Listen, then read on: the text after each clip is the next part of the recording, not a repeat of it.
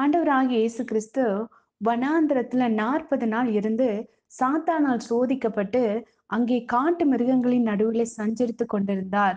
தேவதூதர்கள் அவருக்கு உதவி செய்தார்கள் அப்படின்னு சொல்லி மார்க் 1:13 எழுதப்பட்டிருக்குது. இயேசு ஞானஸ்நானம் எடுத்து ஜலத்திலிருந்து வெளியில வந்த உடனே வானம் திறக்கப்பட்டது. தேவ ஆவியானவர் புறாவை போல அவர் மேல் இறங்கி வந்தாரு. இவர் எனக்கு மிகவும் பிரியமான நேசகுமாரன் சொன்னாரு. அந்த பிரியமான நேசகுமாரனுக்கு இப்போ வனாந்தரத்துக்கு ஆண்டவர் ஆவியானவரால அனுப்பப்படுற ஒரு சோதனை வருது. அந்த வனாந்தரத்துல 40 நாட்கள் இருக்கிறாரு. அந்த 40 நாட்களும் மிருகங்கள் நடுவுல, காட்டு மிருகங்கள் நடுவுல அவர் குடியிருக்கிறாரு. எதுக்கு அவருக்கு இந்த சோதனை? அவர் ஏதாவது தப்பு செஞ்சாரா? இல்லையே!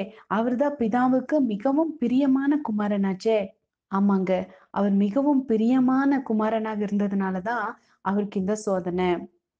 வேதத்துல சொல்லப்பட்டிருக்குது, அவருடைய தீர்மானத்தின்படி அழைக்கப்பட்டவர்களாய் அவரிடத்துல அன்பு கூறுவர்களுக்கு சகலமும் நன்மைக்கு ஏதுவாக நடக்கிறது அப்படின்னு சொல்லப்பட்டிருக்குது.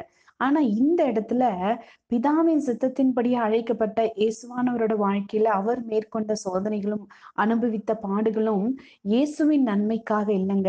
நம்மளோட நன்மைக்காகவே அவர் அனைத்து வேதனைகளையும், பாடுகளையும் ஏற்றுக்கொண்டார். ஒருவேள ஆண்டவருக்கு வந்த சோதனையில அவர் தோத்து போயிருந்திருப்பாருன்னா, நிச்சயமா நம்ம வெற்றி வாழ்வ அனுபவிக்க முடியாது, அனுபவிச்சிருக்க முடியாது. அந்த 40 நாட்கள் அவர் காட்டு மிருகங்களுடனே சஞ்சரித்துக் கொண்டிருந்தாராமா. ஆச்சரியம் என்னன்னா, அந்த 40 நாள் அவர் காட்டு மிருகங்களோட இருந்தாலும், அந்த காட்டு மிருகங்கள் அவர ஒன்றுமே சேதப்படுத்தல. ஏன்னு சொன்னா, அவருக்கு உதவி செய்ய தேவதூதர்கள் அனுப்பப்பட்டிருந்தாங்க.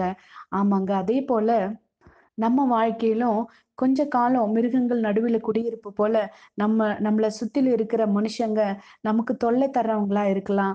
ஆனாலுமே அவங்களோட காரியம் நம்மள தாக்காம ஆண்டவர் பாதுகாப்பாரு.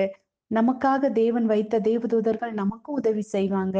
அதனால இயேசுவை போல நம்மளோட வாழ்க்கையில நமக்கு நேரிடுகிற சோதனைய நம்ம தைரியமா மேற்கொள்ளலாம்.